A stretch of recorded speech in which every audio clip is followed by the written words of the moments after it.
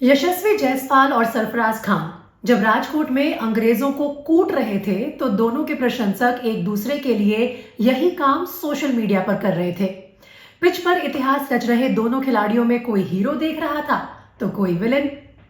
नमस्ते, कर्तव्य पथ पर मैं हूं प्रीति दहिया और आप देख रहे हैं ना काहू से प्रीति ना काहू से बैर। राजकोट में 22 गज की पिच पर यशस्वी जायसवाल और सरफराज भारतीय क्रिकेट के उज्जवल भविष्य की जड़ों में खाद पानी डाल रहे थे। टेस्ट की पहली पारी में शानदार 50 लगाने वाले सरफराज 48 रनों पर थे। दूसरी पारी में इसे दोहराने के लिए सरफराज ने रेहान की गेंद को हल्के हाथों से कवर की ओर धकेला और 2 रन चुराने की कोशिश की, लेकिन दोहरे शतक की तरफ बढ़ रहे यशस्वी ने दूसरा रन लेने से इनकार कर दिया। ऐसा हुआ तो सरफराज झल्ला पड़े और उनके गुस्से को वहां लगे कैमरों ने कैद कर लिया। इसके कुछ देर बाद 199 रनों पर खेल रहे यशस्वी ने 2 बार जोखिम भरा सिंगल चुराने की कोशिश की, लेकिन सरफराज का साथ नहीं मिला। इस बार यशस्वी के भड़कने की बारी थी और टीवी कैमराज ने और स्टंप पर लगे माइक ने इसे भी कैद कर लिया। यहीं से दोनों उभरते सितारों के प्रशंसक 2 खेमों में बंट गए। फिर तो क्रिकेट पीछे छूट गया, खेल भावना खत्म होने लगी और सोशल मीडिया पर भला बुरा कहने का दौर शुरू हो गया। इन चंद लम्हों के बीच राजकोट का मैदान सरफराज की 50 पूरा होने पर यशस्वी की खुशी का गवाह बना। दोहरे शतक पूरा करने की हड़बड़ी दिखाने पर यशस्वी को समझाते सरफराज के दोस्ताना रवैये का गवाह बना और यशस्वी के डबल सेंचुरी पर उस खास तस्वीर का भी जिसमें यह तय करना मुश्किल हो गया कि 200 रनों का अंबार यशस्वी ने लगाया था या सरफराज ने।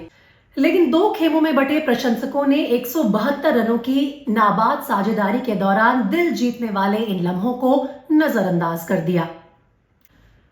महज 22 साल की उम्र में अब तक 7 टेस्ट खेलने का मौका मिला तो यशस्वी ने दनादन 3 शतक ठोक डाले। इनमें 2 दोहरे शतक तो बैक टू बैक रहे। इस छोटे से करियर में यशस्वी अब तक 861 रन बनाकर सबसे तेज 1000 रन बनाने वाले भारतीय बल्लेबाज बनने की तरफ बढ़ रहे हैं।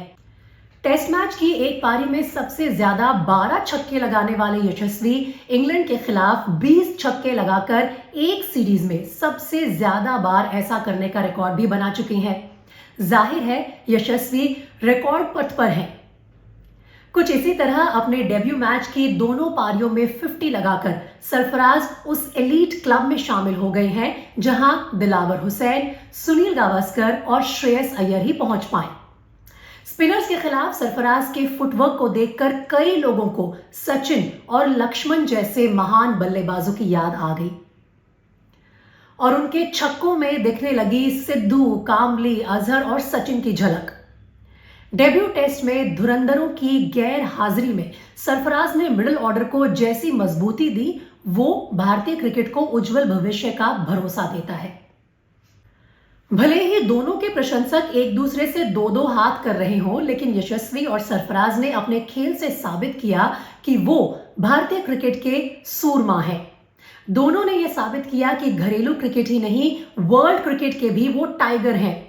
इसलिए असली क्रिकेट प्रेमी न तो यशस्वी के खेमे में होंगे और ना ही सरफराज के खिलाफ। आप किसके खेमे में हैं? यशस्वी के, सरफराज के या भारतीय टीम के? कमेंट कर हमें जरूर बताएं।